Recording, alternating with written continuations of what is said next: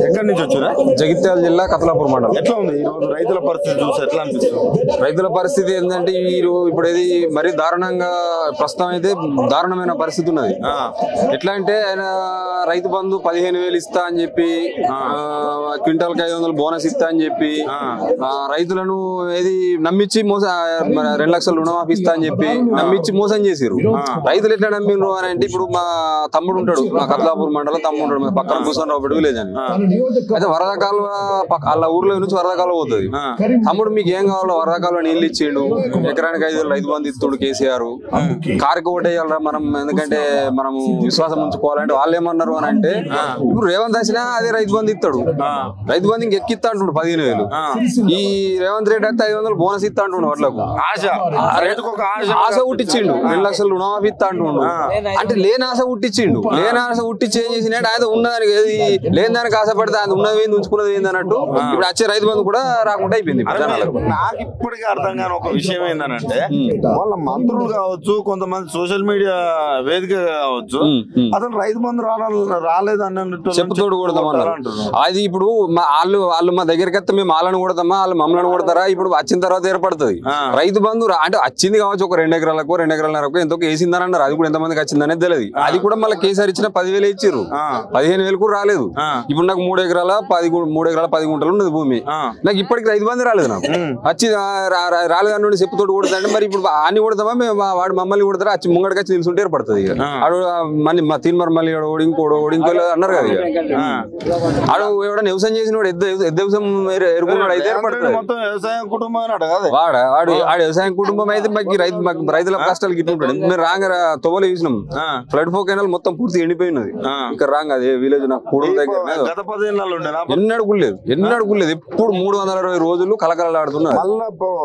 ఏది ఇప్పుడు ఇంకొక మాట మాట్లాడతాను, ఈ 6 గ్యారెంటీలు కావచ్చు, ఈ రైతు బంధు కావచ్చు, భరోసా కావచ్చు, ఇవన్నీ ఇంప్లిమెంటేషన్ కావాలంటే తెలంగాణలో 14 సీట్ల వరకు గెలిపియాలంటాడు. అప్పుడు గదే నమ్మించుకొని ఓటేసుకున్నాడు, ఇప్పుడు గదే నమ్మిస్తూ ప్రయత్నం చేస్తుండు. కానీ రైతులు పిచ్చోళ్ళు కాదు, రైతులు బాగా తెలివిగల్లోళ్ళు. ఏంటంటే కొంచెం ఆశ పుట్టించి రైతులను నమ్మించిండు. కానీ ఇప్పుడు పూర్తి అర్థమైపోయింది, సినిమా అర్థమైపోయింది. ఇప్పుడు ఎట్లా ఏది తువాల చెప్పు పెట్టి వాళ్ళని కొడతారు ఏర్పడుతుంది, ఏది ఓటు రూపంలో, ఆయుధం రూపంలో ఏర్పడుతుంది. ఇప్పుడు ఎట్లుంది కరీంనగర్ లో ఎవరు గెలవబోతున్నారు? 100% వినోద్ కుమార్ మంచి మెజారిటీతో వస్తాడు.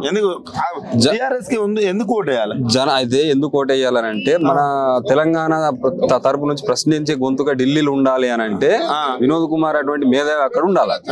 బండి సంజయ్ ఉన్నాడు, ఆయనకి తెలుగే బరాబర్ అర్థంగా ఆయన మాట్లాడితే, ఆయనకి హిందీ ఏమవుతుందో ఇంగ్లీష్ ఏమవుతుందో, అక్కడ పార్లమెంట్ లో ఏం మాట్లాడతాడో అది ఆయనకి తెలుసు, ఈ ఓటేసే జనాలకు తెలుసు. అయితే లాస్ట్ టైం ఏమైంది అని అంటే మన హిందువులు బంధువులు అని చెప్పి ఒకటి ప్రచారము, ఏది లేని ప్రచారం నమ్మించి మోసం చేసి ఒకటి యువత ఏంటంటే కొంచెం అనుకున్నారు, అయ్యో మరి బండి సంజయ్ అంటే ఒకసారి మార్పు కోరుకున్నారు జనాలు. వినోద్ కుమార్ చేసే వరకల్లా జనాలు చూద్దాం, అయ్యో ఈయన ఏం చేస్తాడో చూద్దామని చూసిర్రు. కానీ ఆయనతో ఏం కూడా కాదు, ఊరు కాలేదు పీరులేవే అని జనాలకు అర్థమైపోయింది ఆల్రెడీ. ఇప్పుడు 100% వినోద్ కుమార్ కు మంచి, అంటే మేము ఎక్కడ ఇప్పుడు విలేజ్ లలో అక్కడక్కడ కూర్చుంటాం కదా, హోటల్ దగ్గర ఇక్కడక్కడ ప్రతి ఒక్కళ్ళు మంచి వినోద్ కుమార్ మంచి తెలివిగల్లోడు, ఆయన ఢిల్లీలో ఉండాలని చెప్పి ప్రతి ఒక్కళ్ళు అంటున్నారు.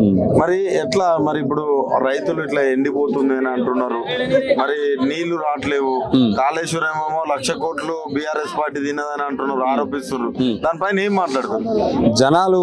ఇవాళ రేపు అంతా తెలిసిన వాళ్ళు ఉన్నారు, 1,00,000 కోట్లు తిన్నారు అని అంటే దానికి అయినా ఖర్చే 1,00,000 కోట్లు కాలేదని అంటారు. అంటే నాకు తెలియదు అయిందా మరి ఇంకో తక్కువ అయిందా తెలియదు. దానికి ఖర్చే 1,00,000 కోట్లు అయితే వీళ్ళు అంతా తిన్నాక మరి అదంతా తోడు కట్టిండు, అదంతా తోడేసి కట్టిపోయారు. రేవంత్ రెడ్డి తాతాచి కట్టిపోయాడు. అది జనాలు ఇవాళ రేపు పిచ్చోళ్ళు లేరు. అది ఏదో ఒక పిల్లర్ ఊగింది 2 పిల్లర్ ఊగింది అంటే మేము మొన్న చూసి వచ్చినాం, 300 పిల్లర్లు ఎంత ఉన్నది. అది ఒకటి నిన్న కూడా ఏదైతే బట్టి విక్రమార్కని కింద కూర్చోబెట్టి అది ఇప్పుడు వాళ్ళు ఏది ఇప్పటి మంది వాళ్ళు ఏదో కప్పిపుచ్చుకుంటారు కావచ్చు, కానీ ముఖ్యమంత్రి తర్వాతి స్థానం ఉప ముఖ్యమంత్రి, ముఖ్యమంత్రి పక్కన ఉప ముఖ్యమంత్రి కూర్చోవాలి. ఇక్కడ సైడ్ ముఖ్యమంత్రి భార్య కూర్చున్నది, ఓకే. ఆడోళ్ళ పక్కన ఆడోళ్ళని కూర్చుని పెట్టుడు ఒక సంస్కారం. ఆడోళ్ళ పక్కన కొండ సురేఖక్కను కూర్చుని పెట్టాలి, ఆయన పక్కన ఇంకోళ్ళని ఉంటే కూర్చుని పెట్టాలి.